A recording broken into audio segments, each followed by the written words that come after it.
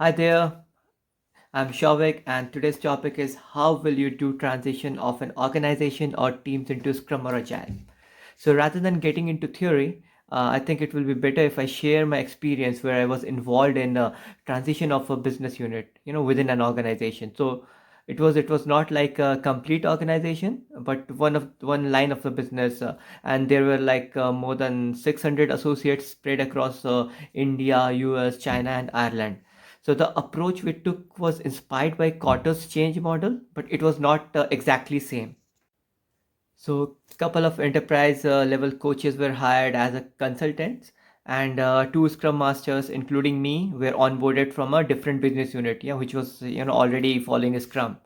So first thing we did is to sit with the leadership and the upper management team and try to find out the reason behind this transition. So what's the trigger point behind the need for a transition, right? So like getting like letting go the waterfall and getting into agile. So what is the need? What is the trigger point? We tried to understand their pain points, the prevailing issues, and what are the goals and the visions.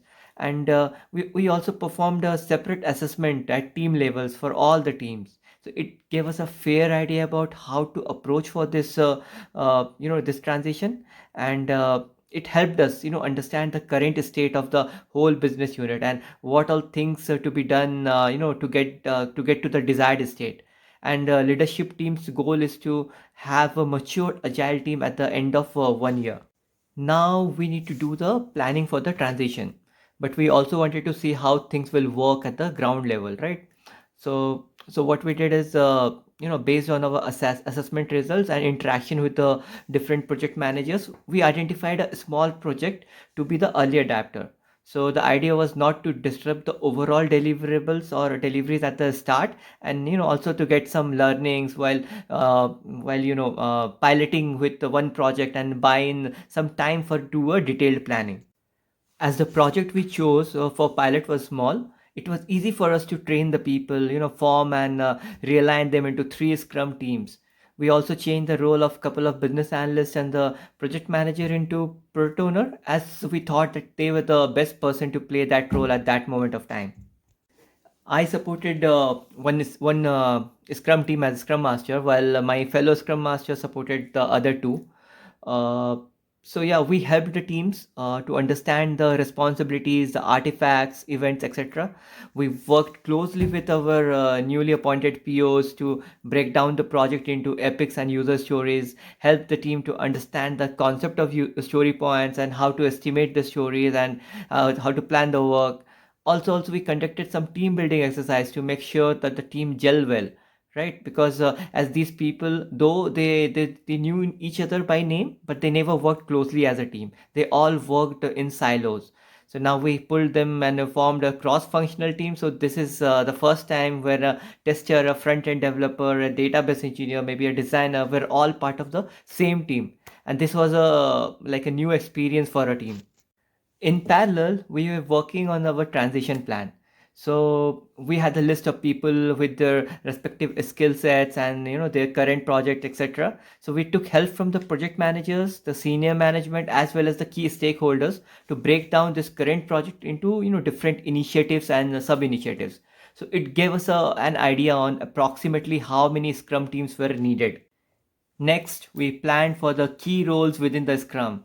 So, by the way, during our initial assessment, we figured out that Scrum was the best suited process for the kind of work the teams were doing. So, we identified people who were best suited for PO, like product owner, and aligned them with the different initiatives, right? And in case the initiatives were too big, we aligned product owners at the sub initiative level. We sent all of them for PO certifications as well.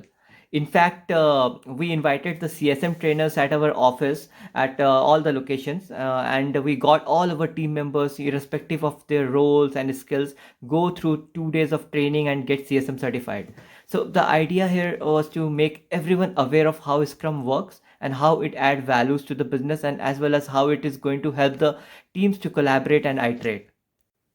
We could have done this workshop ourselves, right? But we hired professional trainers in a formal setting so that the associates take it seriously. And also, getting certified will motivate them to remain aware and awake during the sessions. So though it increased our budget, but now I feel that money that we spent and the effort that we spent was worthy. Next, we started our plan to form Scrum teams. So we included the identified product owners during this planning, and we didn't change much at the ground level while forming the teams. So typically, yeah, we map the waterfall roles to a Scrum role. So how will I say? So a developer or a tester who was working at say feature XYZ will continue working on the same feature XYZ. So the only thing which got changed is that now they're part of one Scrum team rather than being a part of a separate development team or a separate testing team. So now these proposed Scrum teams had all the cross-functional skills needed to build and deliver a product. At this point of time, in a spirit of transparency, we started communicating the detailed status of our plan to everyone within our line of business, including the stakeholders. So we also communicated the cutover date from when we will start, switch over to Scrum. And now everyone knew that which Scrum team they are going to be part of, or who all will be their teammates, or who is the PO, what initiatives they are going to work at, and so forth. Yeah. Next, we had to take the most important decisions, and that is to find and onboard the Scrum Masters for our team. Management wanted us to consider the project managers for the role of Scrum Master. So it took us some time for us to, convince them that the role of Scrum Master is very different from the project manager and with very different responsibilities. Scrum Masters are the ones who are going to work with the team very closely, right? So they are going to be the our change agents, and they will make sure that the process is in place, the mindset shift is happening, the value is getting delivered. So hiring the right person for Scrum Master role is very crucial for the success of any agile transformation. So we went ahead and recruited some, qualified and very talented Scrum Masters. In fact, there were a few project managers with great mindset, and they are showing the eagerness to unlearn and learn new things. So they understood that the need to change their mindset to focus on serving the team instead of commanding. So we invited such project managers to take up the Scrum Master role, and it actually helped us. It helped us in closing out the Scrum Master requirements fast. We also onboarded few agile coaches initially on short-term consulting assignments. So they were aligned to teams working on related initiatives. So the idea behind bringing in agile coaches is to provide support to Scrum teams to change their mindset and habits. So they also coach the leaders, stakeholders, and the product owners and helped in creating an environment of agile. So while Scrum Masters were bringing the change at the team level, we needed someone to bring the change at the leadership level as well, right? And moreover, these agile coaches they are guiding the Scrum Masters and mentoring them to get better at their craft. And yeah, we also worked with the leadership team to define the vision they have in mind with this transformation. So they came up with the vision and the strategies around it. So we took teams to offsites in batches where the leadership team was describing the vision in a detailed and effective way so that all the people can understand it properly. We also started communicating the vision at different forums and different ways. So be it sending weekly mailer, or manager cascading the information to people reporting to them, or putting up posters across office and cafeterias. So the idea here was to make sure that the vision along with the crucial aspects like performance reviews or trainings etc are well communicated to everyone. We also conducted open office hours wherein the leadership team were available to answer any questions or concerns from the people. So we tried our best to make sure that everyone is aligned with this transition plan and we have the buy-in from everyone. In the meanwhile, Scrum Masters and the product owners were requested to, get the Scrum boards and the backlog ready for their respective work area. So they were also asked to determine a sprint length that works with their product and the other dependent teams. Yeah. Yeah, and we also informed the stakeholders and the business sponsors that there may be a dip in the project deliverables for the initial couple of months while the team is transitioning into the Scrum. So the idea here was to help them setting a right expectation, right? And considering the long-term gains, they were all very supportive. By the end of fourth month, we made the switch to Scrum. By the way, our pilot teams were up and sprinting by that time. The kind of data and the feedback we received from them were encouraging for us. and it made us more confident with our transformation plan. As the team started sprinting, we kept on reflecting and incorporating the continuous learning and the and improvement into our approach. So we ensured that the team gets all the needed support that they need. Yeah, and whenever we observed any blockers or some people who are resisting to the change or some conflicting team members, we worked to remove such obstacles on priority. We took help from our agile coaches and scrum master to remove any hurdles in our transformation journey. We also started rewarding people who were supporting the change. We encouraged the scrum masters and the product owners to broadcast their short-term wins across the teams, and sharing success stories acted as a catalyst. I know they fast-tracked our transformation journey.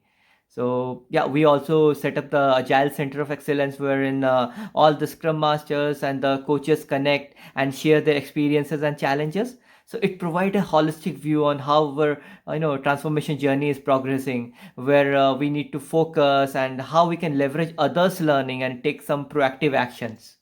So that's how our transformation journey looked like.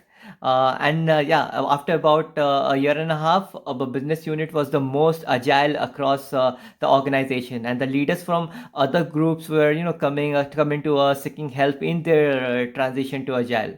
So, by the way, I forgot to mention that the initial group who started this transition journey, were using the Kanban board to track our progress during the planning phase till we achieved our goal.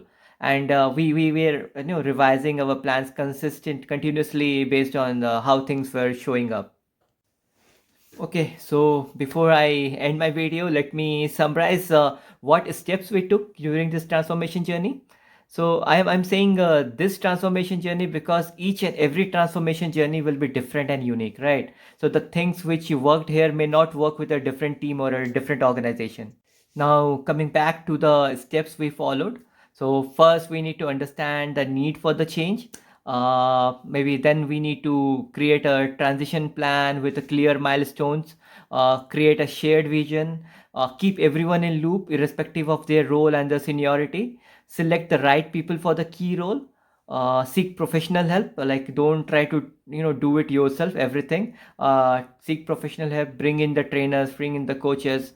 Yeah, stay flexible, don't copy someone else's structure. Yeah, something which worked for you in past, don't try to replicate the same.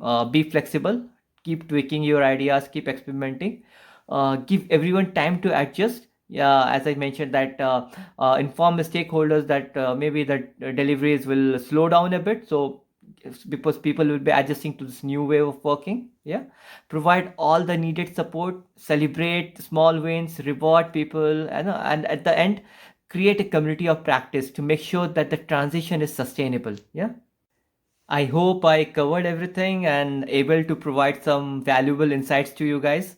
So we must remember one thing, that any change is hard, and there are going to be failures, and some peoples are not going to like it or support you, and the adaptation phase could be a little stressful for you as well, right? Even not just for you, even for the whole team or the people who are going through this phase. So don't let this scare you off.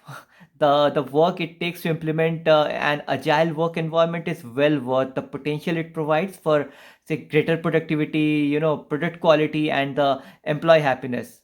With that, I will sign off for today. Cheers.